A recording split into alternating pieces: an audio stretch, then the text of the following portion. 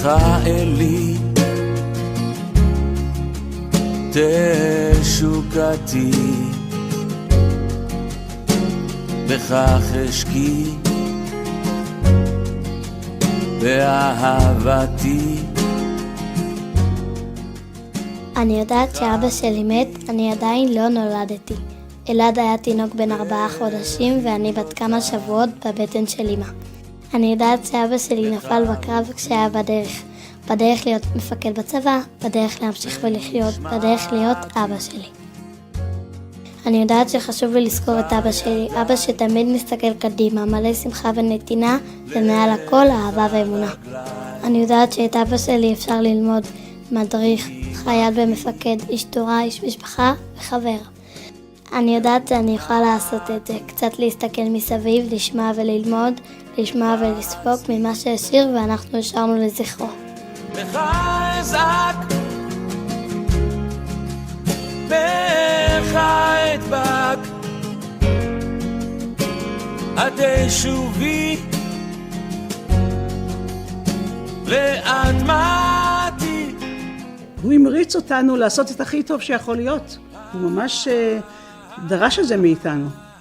ואנחנו ליווינו ילד שהוא כל הזמן רצה להצליח. לא יכולנו לעצור אותו. אני חושבת שאין דבר שהוא נגע בו שהוא לא עשה עד הסוף. היה איזה משפט שהוא היה אומר, יש שם מתרצים ויש שם מצליחים.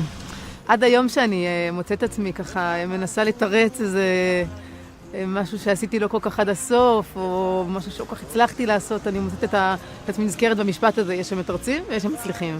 יום חמישי לפני שאריאל נהרג, במקרה אני הייתי כאן בבית.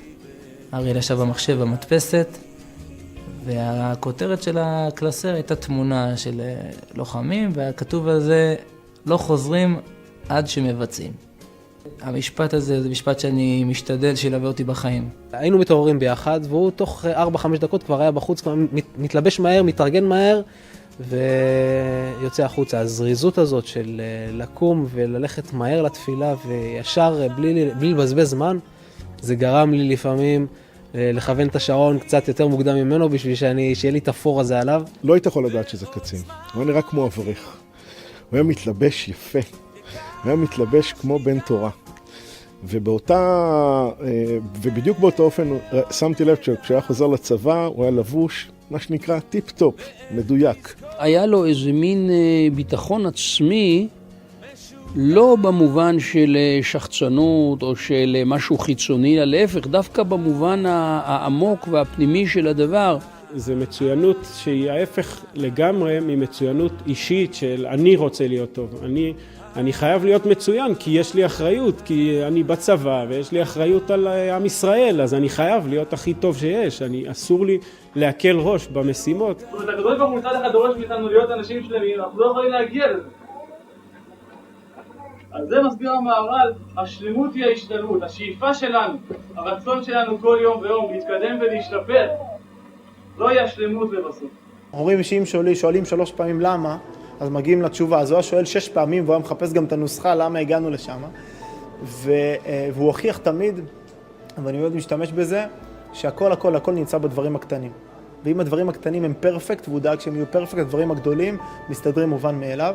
אני חושב שבאריאל היה משהו מאוד מאוד מאוד בריא, מאוד טבעי, שיודע לומר מי אני, מה אני צריך לעשות, מה טוב לי, ומצד שני לתת מקום לדברים שמבחוץ, להקשיב היטב, בענווה גדולה. עד שלא נצרתי עיני כדאי, זאת אומרת שאין שום טעם וערך להופעתי פה, ולא היה בי צורך, כי אם לעת כזאת שנבראתי. מפני שהגיעה השעה שאני צריך למלא איזה דבר להשלמת המציאות. בשביל זה באתי לעולם. המימד הזה של הוודאות בתורה, ודאות במדינה, ודאות בגאולה, ודאות בצבא הגנה לישראל, ודאות בבניין הבית שלו, זה הדבר שאריאל בנה בשנתיים האחרונות לפני נפילתו. על זיכרונות עובר דפי חיים בערבוב, הרבה כבר לא זוכר. היית לי חבר, היית לי חבר. אני זוכר שיחות, אני זוכר שתיקות. היינו אוכלים ארוחת צהריים, ואז אריאל היה מתחיל לסדר את המטבח, שוטף את כל הכלים, מנקה את השולחן, שם את המפה. ואמא שלי מגיעה ורואה את הבית מסודר ומתוקתק. תמיד היה פונה אליך במה נשמע ובחיוך. השמחת חיים, הבריאות חיים שהייתה בו, אני חושב שזה היה ממש מופת.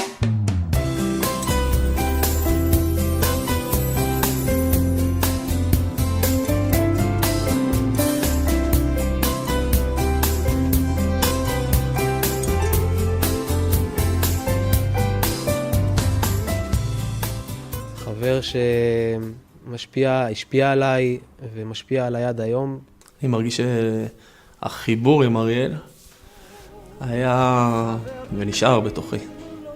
זה צד שהוא קשור קודם כל לאהבה של אריאל אל האדם, אל בני האדם. היה בו אכפתיות מאוד מאוד גדולה לאנשים. הוא התייצב חודש לפני, אמר לי, אני מלווה אותך בחתונה, אל תדאג לכלום.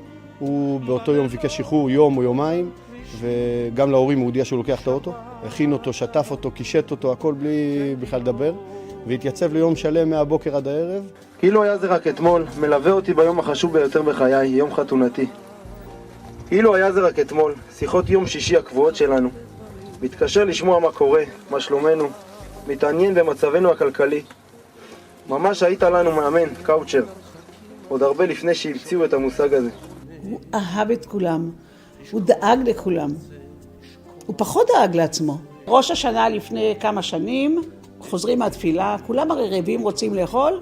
הבחור הזה אומר, אמא, חכו רגע. מה חכו רגע? הוא יוצא מהבית, הוא רץ למחסום, שזה מרחק, הוא מביא 4 חיילים לארוחה. הוא היה בא אליי ואומר לי, תגיד לי, אתה יודע על מישהו שאולי נפגע ממני היום? הוא לא יכל לגמור יום כשיש איזה מטען, איזה מועקה בינו לבין מישהו אחר. באיזשהו שלב הוא אמר לי מילה פוגעת, שפגע בנקודה רגישה שלי, ואני נפגעתי ולא הגבתי. בערב ראש השנה, לפני היציאה, הוא ביקש ממני שאני אתעכב ואני לא אצא כי יש לו משהו חשוב לעשות איתי. למעשה הוא ביקש ממני סליחה, הוא הבין שהוא פגע בי.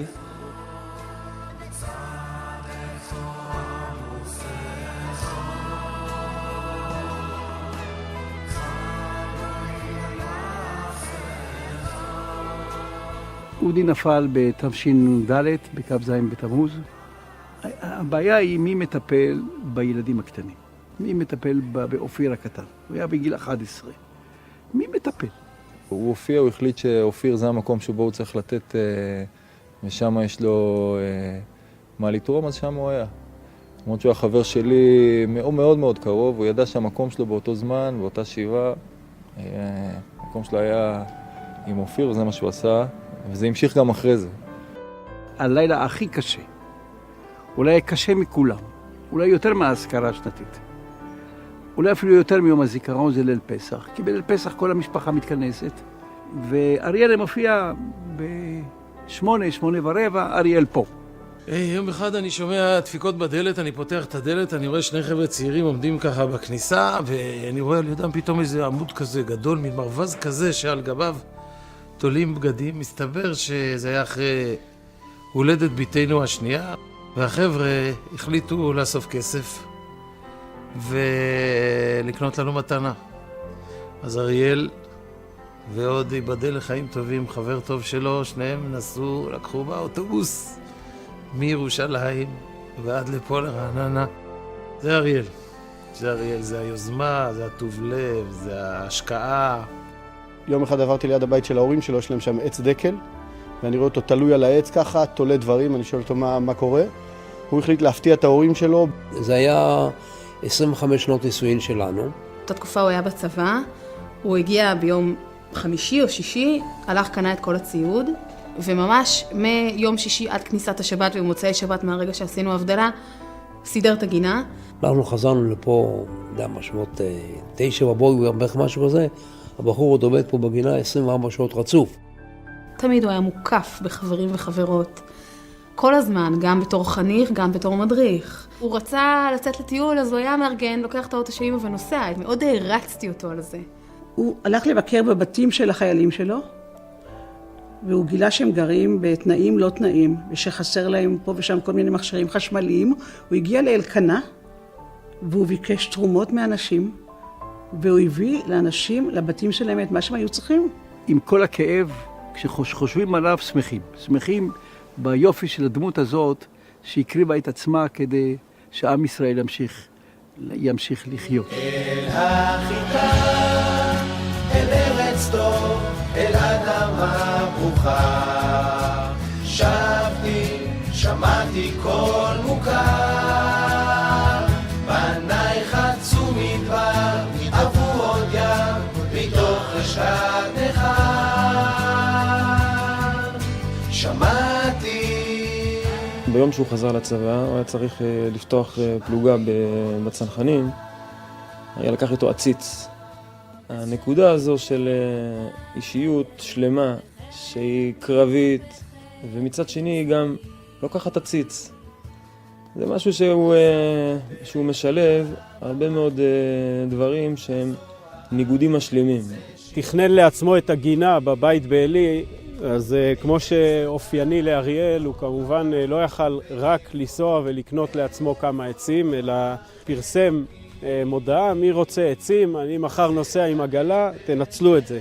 כשחשבנו איך להנציח אותו, אז הרעיון הטבעי שעלה מכולם זה בוא נמשיך בנטייה, נמשיך בעשייה הזאת.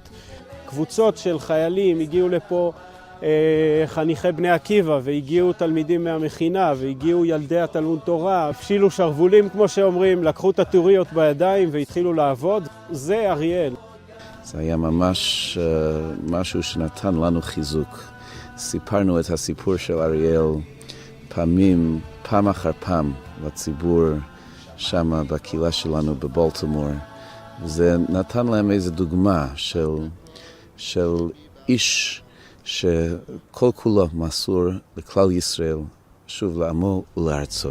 לולי סיירוס חוששוי עוז עבדתי ביוני לולי סיירוס חוששוי. אחד הציונים שיש פה באלקנה זה בית מדרש בעניין אריאל, שנתרם על ידי ג'רי ויהודית פרנקל, לזכרו. ואני כל בוקר נמצא שם בשיעור הדף היומי.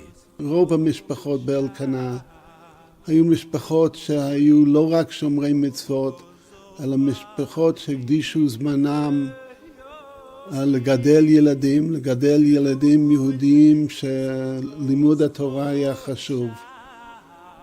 וזה מה שהביא אותנו להשתתף במצווה הזאת של הקמת בית המדרש. איש של משימות, היו לו אתגרים ברורים בלימוד, היה יושב, היה גומר ספר אחרי ספר, היה יודע מה שהוא רוצה, היה מנצל את זמנו באופן מאוד מאוד משמעותי. אני למדתי עם אריאל את שנה א', ובסופו של דבר הוא החליט להתגייס יותר מאוחר, רק בשביל להרוויח את הזמן הזה של הלימוד, בשביל להיות מוכן יותר טוב לקראת השירות. למרות שאריאל, אם נשתמש בביטוי של החבר'ה, היה מורעל צבא, כלומר, הוא היה לו שאיפות גדולות ללכת לצבא, אבל דווקא לכן הוא אמר שצריך ללמוד יותר ולהתכונן יותר ולהיות קשור יותר לתורה, וככה הוא, גם בתחום הזה, הוא היה בין מפלסי הדרך, שהוא למד 2 מלאות בשקידה עצומה. תמיד הוא היה ראשון בבית מדרש, תמיד ראית אותו פה כשנכנסת, ותמיד היה האחרון לצאת. היה ברור לי שאם אנשים כמו אריאל לומדים בעלי, וזה הבן אדם שהמקום הזה מייצר, אז אני רוצה להיות חלק מזה. ואריאל שידר את זה. אריאל היה עקשן גדול להיכנס פעם אחרי פעם אחרי פעם לשיעורים מיוחד של הרב קלנר. כל פעם נכנסנו, היינו מתוסכלים שלא הבנו, אחר כך מסתבר שלאורך השנים הדברים חלחלו היטב היטב. לאט אבל בטוח. ואז אריאל הכריע, אחרי שאני כבר הייתי כמה שנים בישיבה, שהוא הולך ללמוד באמצע השירות הצבאי, ביחד בשבי חברון. הרב לייכר אמר לי על אריאל, שמה שאריאל למד ב3 חודשים, אנשים לוקח להם 10 שנים ללמוד. ראיתי אותו פחות משראיתי כשהוא היה בצבא, הוא ממש שקע כאילו בהכנות בלימוד. היו לו כמה רמים שהוא למד איתם חברותות ספציפית על הנושא של בניית בית וחתונה, והיה לו מעבר לזה עוד חברותות. כשהוא עושה משהו, הוא לקח את זה עד הסוף.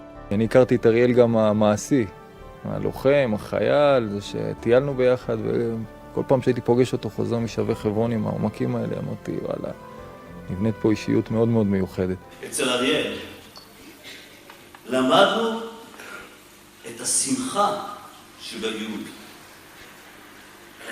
את השמחה ואת ההליכה בתלם ובראש ולעשות את המשימה בכל העוצמה.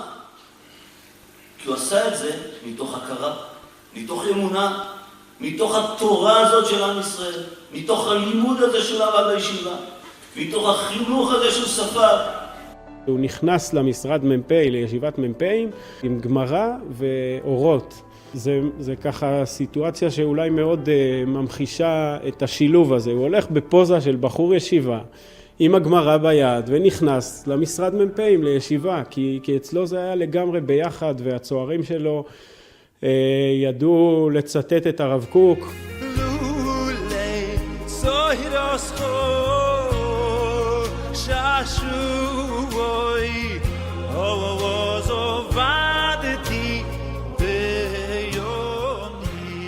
אז אני זוכר שפה בשבעה החלטנו שאנחנו כותבים ספר תורה.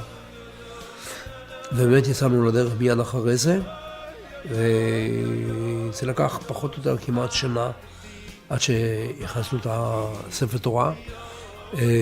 אני הרגשתי פה שהציבור על כל גווניו, אם זה בני עקיבא, אם זה משפחה, אם זה חברים, אם זה חיילים, אם זה היישוב, אם זה עמך שלא הכירו אותו בכלל.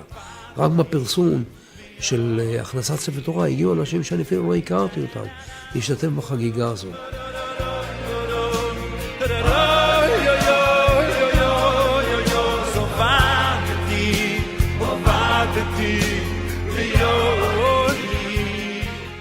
הספר תורה שנכתב לעילוי נשמת אריאל וראשית נמצא איתנו כאן, והספר תורה שנכתב לעילוי נשמתם זה הם, ועם האישיות הזאת אנחנו מתקדמים קדימה. אותה ודאות של אריאל, אותה תורה גדולה שהייתה לו, איתה אנחנו פה מלווים ומובילים את בית המדרש הזה. וקולך נישא על הרוח וצועק אליי כמקדם עדינות, זה עניינו של גן עדן. הייתה קבוצה רצינית של חבר'ה נלהבים, חבר'ה רציניים שבאמת רצו לתרום ולעשות משהו עם הכוחות שלהם.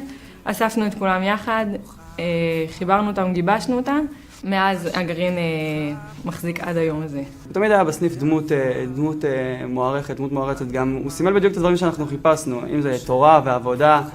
אני שמעתי על הדמות של אריאל כי היא הייתה הרוח מבחינתי בגרעין.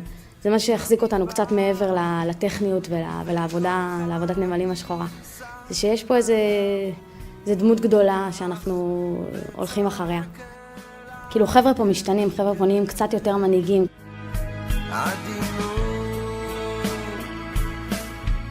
זה עניינו של גן עדן. כל מ"מ היה צריך לבחור מי יהיה הסמל שלו, שזו הדמות הכי דומיננטית במחלקה, עזר כנגדו.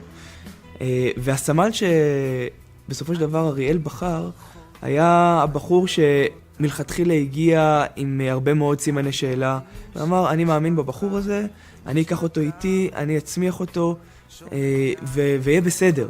וזה מאוד השליך על האופן שבו אחרי זה הוא התייחס גם לעמקים שלו ולחיילים. לוקח אותנו לשיחות ושואל אותי למה אני קם בבוקר. אני אומר לו, תגיד לי, מה אני קם בבוקר? שותה כוס קפה ומעביר את היום, אני יודע כמה אני קם בבוקר. ואצלו זה היה הרבה יותר עמוק. הוא יודע למה הוא קם בבוקר, והוא יודע שהוא לא רוצה לצאת מהארץ, והוא שומר פה על המדינה. הוא יודע בדיוק כל דקה מה הוא עושה, הייתה לו אמונה לכל מעשה ולכל מה שהוא עשה. תמיד המבט הרגעי הוא מבט קשה. כמובן שיש רגעי שמחה ורגעי עצב, אבל אם מסתכלים על הרגע הוא רגע קשה. ואנחנו בחיים, כדי לנוע קדימה וכדי שלשאוב כוחות, חייבים להסתכל במבט שהוא מבט רחב, הוא מבט שמסתכל מלמעלה. המבט הזה קדימה זה המבט של האמונה. חוכמה זה לא לדבר על ערכים, החוכמה זה לחיות אותם. ואני חושב שאצל אריאל התכונה הזאת היא לחיות את הערכים, הייתה מאוד בולטת. לפני 8 שנים הייתי מדריך בפנימייה בכפר הנוער קדמה, ופתחתי שם יחד עם עוד חבר קבוצה של הכנה לצבא. ובמסגרת התהליך של פתיחת הקבוצה וגיבוש המסגרת והאימונים, מסגרת של אחריי, אז היה ברור לי שזה יהיה לזכרו של אריאל. בשאלות, בשביל מה אתם מתאמנים? איזה צבא אתם רוצים לשרת ואיזה מדינה? ושם התשובה והתשובות של אריאל היו מאוד מאוד חזקות.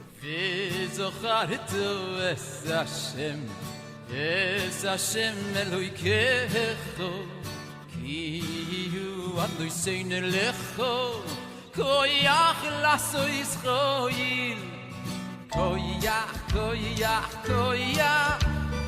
הוא היה צריך לבחור את המפקץ המצטיין. אריאל היה מפקץ אצלי, אז אני כבר ככה מתלהב, הנה, המצטיין הוא מהפלוגה שלי, וכל המ"פים האחרים פחות מרוצים, וכאילו היה נראה שטוב, המשחק נגמר העניין, אין מה לדבר יותר, כי זה מאוד ברור שאריאל הוא המפקץ המצטיין. המג"ד אומר, תשמעו, אריאל חובב הוא באמת מפקץ מאוד מיוחד, מעולה, אבל אי אפשר לעשות אותו מצטיין. כי אנחנו צריכים שהמצטיין זה יהיה משהו ברמה שאנשים יכולים לשאוף, מרגישים יחסית ככה שזה משהו, עוד קצת אני אדחוף ואני אהיה שם. ומשהו באריאל זה רוב האנשים אומרים, יגידו טוב, זה כבר משהו שאני לא יכול להגיע אליו, זה כל כך באמת איזה מין יעד כזה גבוה שאני לא יכול לשאוף לשם אפילו. הגדוד נחשון הוקם בתחילת 1999, ואנחנו הגענו סגל שקובץ מיחידות החי"ר השונות. אני זוכר איזה ערב אחד שישבנו פשוט מתוסכלים ומיואשים לנוכח כל הבעיות ופתרונות דלים ולא כל כך ידענו מה אנחנו עושים. ואריאל מסתכל עלינו ואומר לנו, רואה אותנו בייאושנו ואומר לנו, אתם יודעים, זה מלאכת קודש, מה שאנחנו עושים פה. והוא לקח כל אחד מהחיילים שלו כפרויקט. והיה לו ברור שאם עכשיו הוא שומר ומקדם את אותו חייל, והחייל נשאר בצבא והופך להיות לוחם, הוא במידה רבה עוזר לו בהמשך חייו. הגיע המג"ד מפקד של באח אדם, ככה ראה אותנו בייאושנו ואמר מה קרה, מה מצבכם. ואריאל אמר לו, עייפות החומר. עכשיו הוא הכיר את אריאל והכיר אותנו ומאוד העריך את אריאל ואמר לו, דווקא ממך לא הייתי מצפה, בא ככה להתנפל עליו, תראה, אתה צריך גם לשמש דוגמה, זו אמירה מאוד קשה. אריאל מחייך אליו ואומר לו, אני אמרתי עייפות החומר, לא עייפות הרוח. יצא לי אתמול בלילה לכתוב מכתב לחיילים שלי יצורים שיבד אחד. ההצלחה היא כמו סולם, אי אפשר לעלות בו כשעדיין בכיסים. זה משפט שאני אומר לצורים, אתם רוצים להגיע לשם מקום, כשעדיין בכיסים לעבוד. אני זוכר שהגעתי לסיום מסלול של המחלקה שלו. אני זוכר את מבטי הערצה של החיילים אליו. זה היה משהו שאני גם המשכתי בצבא, ואני לא זוכר שראיתי דברים כאלה. פגשתי אותך לראשונה בבית גולדמינס בנתניה, שם גם החלטתי כי אתה תהיה מפקד בגדוד 890. התרשמתי בעיקר מהשקט הנפשי ומהביטחון העצמי שלך. עם הזמן למדנו להכיר אותך היטב, את הדרישות הגבוהות, את הקשר העמוק לארץ ישראל, שבא לידי ביטוי בפעילות החינוך הענפה שהובלת בפלוגת אוגוסט, בית הסמ"פ. היה ברור שאריאל ראוי מאוד להיות מ"פ, וההחלטה הייתה באמת מאוד מאוד קלה. אני הייתי בקורס מג"דים, הוא היה בקורס מ"פים, ומעבר לזה שהחלטתי עוד לפני שהוא יהיה מ"פ אצלי, כי חקרתי ולמדתי אודותיו, התאהבנו אחד בשני, מה שנקרא ממבט ראשון, והיינו לאורך כל הקורס צמד חמד מבחינה מקצועית. למעשה כל תרגיל, שאני פיקדתי עליו.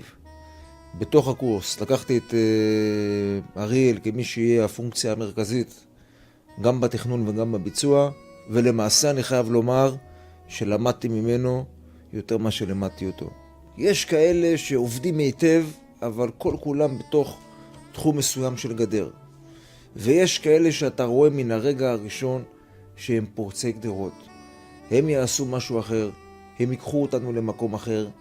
אלו אנשים למלחמה, אלו אנשים לתקופות של חוסר ודאות ושל מבוכה, גם מן הבחינה המדינית וגם מן הבחינה המבצעית. אני חושב שאריאל חובב היה קודם כל מפורצי הגדרות. אני זוכר שהיה לו כל כך הרבה שמחה שהוא סוף כל סוף הצליח להגשים את זה שהוא מ"פ בצנחנים, והוא קיבל את מה שהוא רוצה, וראיתי שהוא מתכונן בשיא הרצינות, הוא דיבר עם אנשים, הכין ספר פלוגה, הוא נתן לי גם את הספר פלוגה, שאגב שנים אחרי זה לקחתי את הספר פלוגה, גם שהייתי מפקד מגמה לפני 2 בב"ח, עוד הייתי נותן דוגמה לספר פלוגה מוצלח. בספר הזה היה כתוב הכל. מי שמ"פ שהיה רוצה עכשיו לפקד על פלוגה, לוקח את הספר הזה, פותח אותו ויודע איך לנהל פלוגה. ואני עשיתי קורס מ"פים אחרי אריאל, ודיעבד אני יודע שכל החניכים בקורס, כל המ"פים לקחו את הקובץ הזה, ועל הבסיס הזה הם בנו את הספר פלוגה שלהם. הבחור הוא היה סוג של סוס דוהר, שצריך לעצור אותו כל הזמן.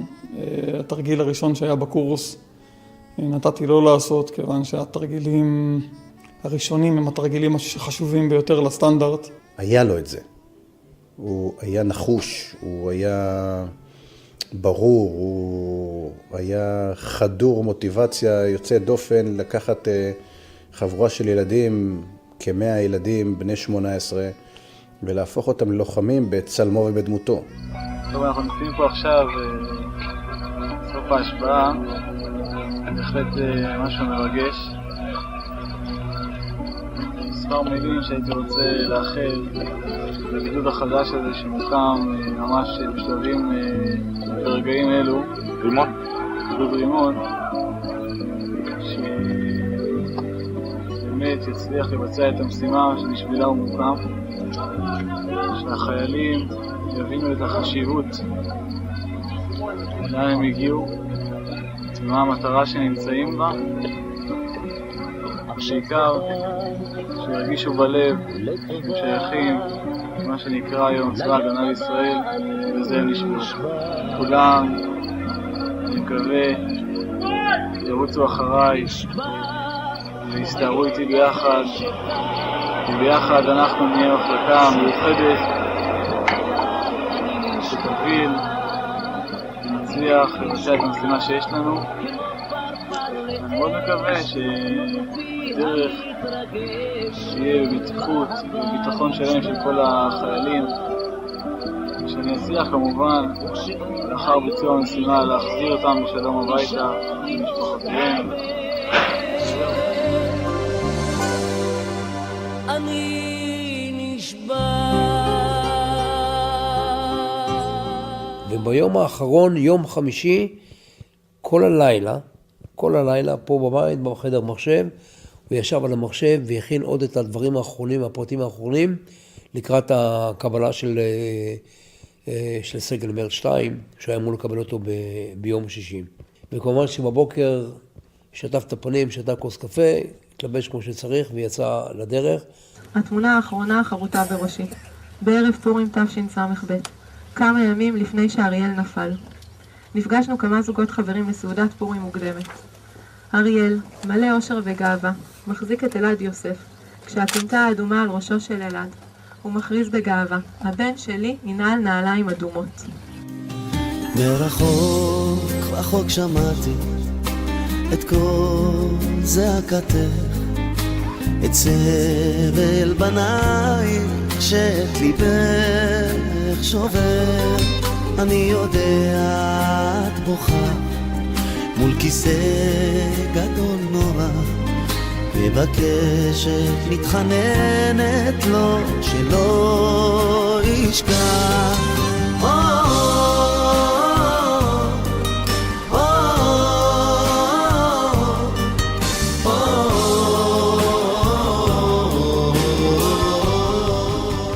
לקח אותי ואת יאיר ככה ודיבר איתנו ושאל אותנו מה קורה וזה, מה אתם אומרים על העלייה לקו, אז אנחנו סיפרנו לו שאתה יודע, מבחינתנו, אנחנו לא מבינים בכלל למה אנחנו צריכים להגיע לפה. תוך יום, כמו שאריאל יודע, לקח אותנו על הבוקר, אמרנו, תקשיבו טוב, היה איזה פעילות משהו, אתם לא הולכים לשום מקום, נסענו עם אריאל פה לקבר רחל, הוא רצה להראות לנו את המשמעות ולהסביר לנו מי זאת ולמה אנחנו הולכים לשמור פה, אז הגענו לפה ככה בפעם ראשונה, וזה היה ככה הניצוץ הראשון עם אריאל. שלום, מדבר אריאל, אני מפקד הכוח בקבר רחל, ויש לי בעיה עם החיילים, הם לא מבינים למה צריכים לשמור על קבר. כשאני אבוא ואני אדבר עם החיילים, אני אסביר להם מה זה קבר רחל. אני זוכר שאז ככה אמרתי לעצמי שהבן אדם הזה, המשקל הסגולי שלו, הוא הרבה מעל ומעבר למה שראיתי. הייתי מתקשרת לאריאל, אריאל, אתה נמצא בקבר רחל? אז הוא היה אומר לי, מה את צריכה? אני אמרתי לו, יש מישהו שנמצא בטיפול נמרץ וצריך תפילה דחוף. אני עולה כרגע לג'יפ ונכנס לקבר רחל. הוא היה נכנס לקבר רחל, איש לא היה בקבר רחל. אריאל היה מתקשר אליי, אומר לי, מרים, אני עומד כרגע ליד המצבה. איזה שם ביקשת להתפלל? והוא היה מזכיר את השם מתפלל, ואומר לי, עשיתי את זה. מרדכי בן דוד בארץ, הוא רוצה להגיע לקבר רחל, האתר סגור, האתר בסכנה, ולא ניתן להיכנס לאתר. כמובן מיד התקשרתי לאריאל, אמרתי לו, אריאל, מרדכי בן דוד רוצה להיכנס לקבר רחל, אתה מוכן להכניס אותו? אני רוצה ממנו שני דברים. אחד, שהוא ישמח את החיילים, כדי שהחיילים ידעו שיש זמר פופולרי גם בציבור החרדי, ודבר שני, אני רוצה ממרדכי בן דוד חתימה. ואריאל פתח לנו בשמחה וחיכה ואמר, תתפללו כמה שאתם רוצים, ושרנו ורקדנו, וכמובן שהוא השתתף איתנו, כרגיל. אז גם מוישה ויינטרוב, המנגן, האיש הגדול שהלחין את השיר מה מרוחל, והוא שר אז את השיר הזה, וזה היה כל כך מרגש. אני פשוט נכנסתי עם הראש לפינה, וחשבתי שאני יוצא מדעתי מרוב התרגשות. זה מאוד מאוד מרגש. היה שאוי ויין, מאמה ויין.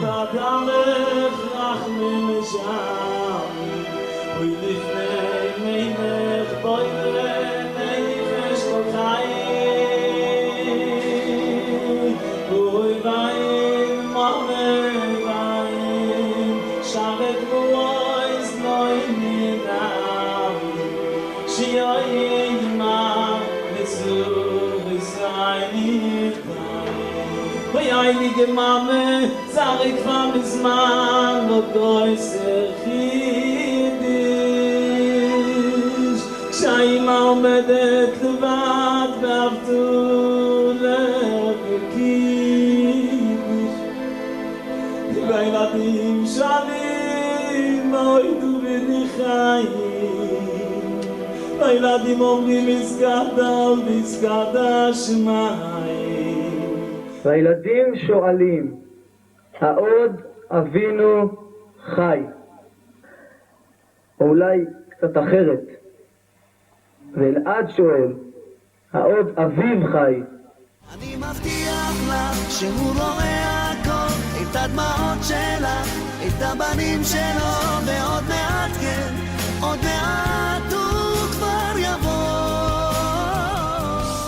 אני זוכר טוב את השיחה שאריאל אומר לי, נולד לי בן, אומר לי, אנחנו נפגשים עם אמא בשערי צדק, תתכונן. ואז אמא שלי אומרת לו, אתה בטח לא רוצה להגיד שאתה עושה את הברית בקבר רחל. ואז אריאל אומר לה, ברור שאני עושה את הברית בקבר רחל. אני אומרת לו, לא יבואו אנשים לברית, לא יבואו. אמא, אל תדאגי, אמא, אל תדאגי. ואתה יודע מה? הוא תקתק את הברית, היו איזה 200 איש. מי יאמין שלפני 10 שנים עושים ברית בקבר רחל? זה לא היה דבר כזה. וכרגיל בשיטתו, כשאני הגעתי לצומת גילו, אומר לי אריאל, תשמע, עוד מעט יגיע איזה רכב עם כיסא מקבר יוסף. מאיפה הבאת אותו? השאלה כמובן לא משנה מאיפה הבאתי אותו, העיקר לראות שהוא עולה על האוטובוס, אם לא יגיע קומנדקר. הברית שאריאל ערך כאן היה ממש היסטורי. זה אחרי מאות שנים שלא נערכה ברית בקבר רחל. ואת הברית הזה כולם זוכרים כי היו במקום הזה אנשים שלא היו ממלחמת ששת הימים בקבר רחל. אריאל רצה להשמיע את השיר מה מרוחל. ואז ככה בבוקר של הברית ישבתי בחדר שלו למטה ליד המחשב ודיברתי עם מרים מדני בטלפון, וכל השיר הוא ביידיש, ויש שם, פשוט היא תרגמה לי בטלפון את המילים, ואז הדפסנו את זה וחילקנו את זה לכל האנשים בברית. זה היה, האמת היא שהברית הזו הייתה באמת מאוד מרגשת.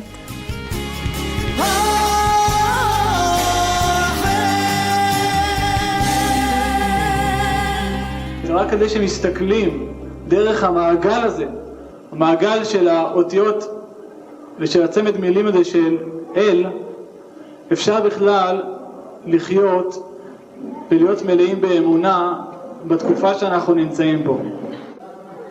האותיות האלה, שזה בראש ובראשונה אות א', שזו אהבה ואמונה, זה בעצם איזשהו יעלום של כוח, שכשאתה מתחיל ממנו ואתה יודע לאיזה עומק הוא חודר, אתה שואב ממנו כוחות להמשיך הלאה. המפקדים האלה והחיילים האלה שנמצאים פה מסביבכם בכל מיני עמדות, הם נלחמו פה על המקום הזה, והכוחות האלה של לחימה הם הכוחות האלה של המשפט המדהים הזה של גבורת אמת תימצא רק במקום שאור אלוהים שמה. הם לא יכולים להסביר את זה, ואני בטוח שחלקם מבינים על מה אני מדבר, אבל כשאני הייתי איתם פה ביחד ונלחמנו ביחד, הם היו כל כך מלאים מוטיבציה שקשה לי להסביר לכם, כי אני לא יכול להעביר לכם את תרחשי הקרב, מה שנקרא. אבל אני הרגשתי שהם פשוט, משהו פנימי אצלם נותן להם כוחות להילחם, והם עמדו בסכנת חיים ממש. ועל הבוקר הוא מעיר אותנו בבוקר, 6 בבוקר, יאללה חבר'ה תתעוררו, אני עם הג'יפ למטה. אני אומר לו, מה אתה עושה עם הג'יפ למטה? אני אסע, הם יראו עליי, אתם תזהו מאיפה יורים רשף, מאיפה הרשף מגיע, ואנחנו ותראו על הזה. אריאל מסתובב למטה פה בכבישים, ממש פה ליד, יורים עליו מכל הכיוונים המשוגע הזה, ואנחנו מחפשים את הרשפים. אני חושבת שבגלל ובזכות המסירות של אריאל, יש לנו היום את קבר רחל בידיים שלנו. הוא פשוט מסר את נפשו ועשה הכל שלא יהיה מציאות שיהודי רוצה להיכנס לקבר רחל ולא יכול להיכנס.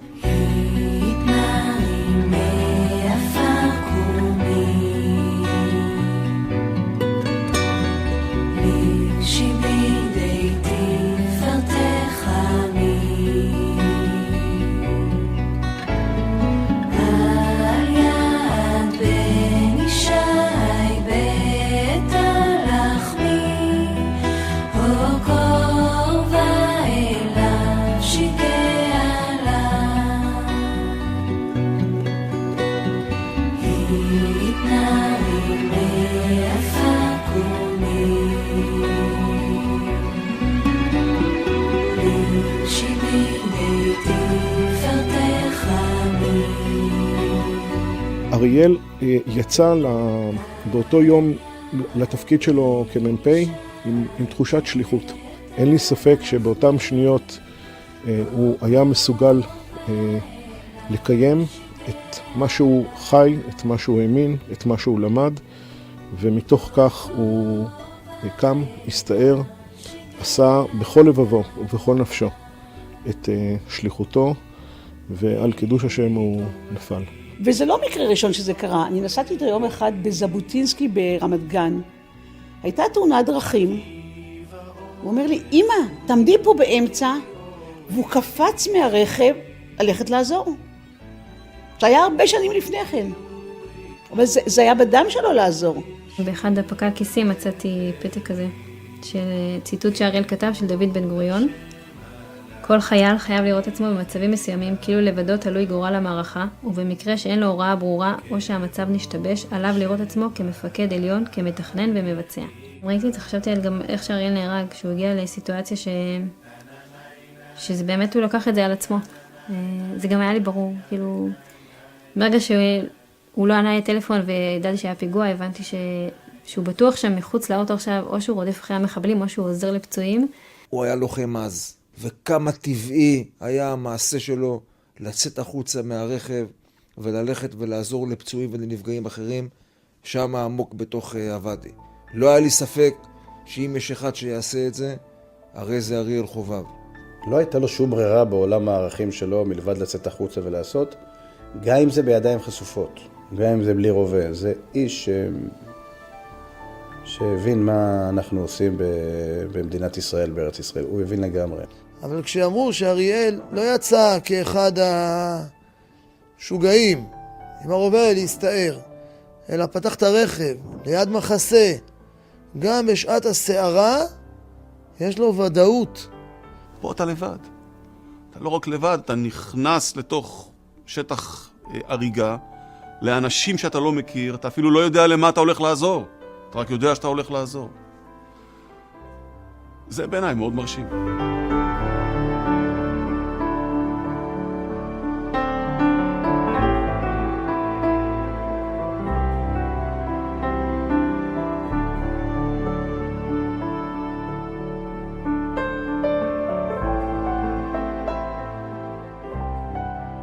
כשאדם ניקח מאיתנו מגבורה זה דבר מאוד מאוד גדול, אבל כשאדם חי ככה זה דבר גדול עוד יותר. בעצם אפשר לומר שאריאל סימן לנו במותו את איך צריך לחיות. על הדרך שעולה אל אמת הלב, ננסה להגיע ואליו להתקרב, סימנים על השבילים עד אליו ומובילים, והרוח מתחילה בי לנשב. באותה לוויה כבר דיברנו תוך כדי הליכה שהבן שיוולד לנו יקרא על שמו של אריאל. כי היה ברור לי שאריאל זה לא דבר שיכול להיפסק, ואריאל זה דבר שצריך להמשיך אותו. להמשיך וללכת עד שאגלה. הגענו הביתה והייתה סעודת אבלים, ואני זוכרת שכולם היו עוד הרבה אנשים מסביב וזה. וכאילו ידעתי שאני רוצה להגיד להם את זה עכשיו, כאילו... סתם, ואז חיכיתי שנהיה רק המשפחה, ואמרתי, אני רוצה להגיד משהו. והיו שם רק, אני זוכרת שהיו רק המשפחה של אריאל, ואבא שלי ובדודה שלי. וישבנו שם, ואמרתי להם שאני בהיריון. גם זה היה שבוע, כי זה היה ממש ההתחלה, כאילו. סתם, נראה לי יש בזה משהו, ביום שאתה יודע שהבן שלך, אח שלך נהרג, יש כאילו איזושהי המשכיות. גם היה לי מאוד קשה בהלוויה, כולם דיברו, אלעד יוסף, ואני כאילו כולי, יש פה עוד משהו. ביום יום, אני חושבת שזה משהו שההורים שלנו הנחילו לנו, גם לפני שאריאל נהרג וגם אחרי, אנחנו ממשיכים לחיות, אבל במלוא מובן המילה. כי אין דבר כזה לעצור ולהיות בדיכאון, אין דבר כזה לא להתחתן או לא להקים משפחה, אין דבר כזה. אריאל נולד בערב שבת, הבן של עוזי נולד בערב שבת. השבת הייתה בדיוק י"ט באדר. כשאתה נמצא עם הטלית ואתה מחזיק את הילד על הידיים, שתי ידיים, ואתה מחזיק את הילד לברכות, ויקרא שמו בישראל, ואתה שומע את המילה אריאל דוד, ואני זוכר את המילים של רב דוב ליאור, שהוא מצטט מהגמרא שבאה שמחה למשפחה, נתרפאה המשפחה. הוא לא מכיר את אשתי, הוא לא מכיר את הילדים שלי היום. שהוא לא היה בחתונה שלי, בברית של הבן שלי. זה דברים אפשר להסביר אותם, אבל זה פער גדול, זה 10 שנים, זה המון זמן. אבל זה, שוב, זה המקום שאני אומר היום שהוא גם חסר לי והוא גם נמצא בתוכי. אז בעצם אריאל הוא בעצם מצוי בכולנו. הוא מלמד אותנו מה אנחנו באמת ומה אנחנו יכולים להיות. מה אנחנו יכולים להיות כציבור, כעם, כמדינה, כמערכת, כצבא. זה הגודל האמיתי של כולנו. וזה גם מה שאריאל תמיד הרגיש. כשאני עושה בליל שבת, אני אומר שלום עליכם מלאכי השלום, מלאכי השרת, מלאכי רחמים, מלאכי עליון, תמיד היינו חושבים שאלה רק אנשים בשמיים. כשאודי נפל הרגשתי שהמונים, עשרות בני צעירים, בני נוער, אריאל והחברים שלו, הם בשבילי היו מלאכי השרת, מלאכי השלום. בכיתה הזאת אנחנו לומדים באופן קבוע את אבן ישראל חלק ג', שיעורים שאריאל זכה לשמוע מפי הרב עודד וולנסקי, מפי אחרים, ופה תמונתו ניצבת בחדר הזה לנגד עינינו תמיד, וכך נזכור אותו. זה מה שמאפשר לנו להמשיך בעצמנו כאן, ללמוד, ללמד את ציווי החיים שאריאל השאיר לנו. הזכרתי בשבת האחרונה שלנו, בבית. אלעד היה אז תינוק בן 3 חודשים, ואני ישבתי, פתחתי הספר של הרב אבינר על החינוך הטבעי נראה לי. סתם, אני קוראת, כאילו, אתה כותב שם תפקיד האמא, תפקיד האבא בחינוך, וסתם נסע לאריאל, בוא'נה, כאילו, קודם כל החיים שלנו, האבא בעצם לא בבית, כאילו, איפה תפקיד האבא? ואז אמרתי לו כזה, גם אף פעם לא דיברנו על זה באמת, כאילו, מה החינוך וזה, משפחה. סתם, אז הוא מסתכל, הוא אומר לי, את האמת נעמה, אני סומך עלייך. כאילו, הוא לא חושב שצריך לדבר על זה, אני פשוט, וכאילו, זה מה שהולך איתי, כאילו, סתם, הוא סומך עליי, זה ברור, זה עליי. אריאל זורם בדם שלנו, בנשמה, הוא מחובר אליי כל הזמן. חשוב לי היום לחשוב על החיים, על הילדים שלי שחיים, על הנכדים שלי, שהם באמת נותנים לנו את האור להמשך לחיות. עם הנצח לא מפחד מדרך ארוכה. כי אף על פי שהאירוע הוא קשה מאוד,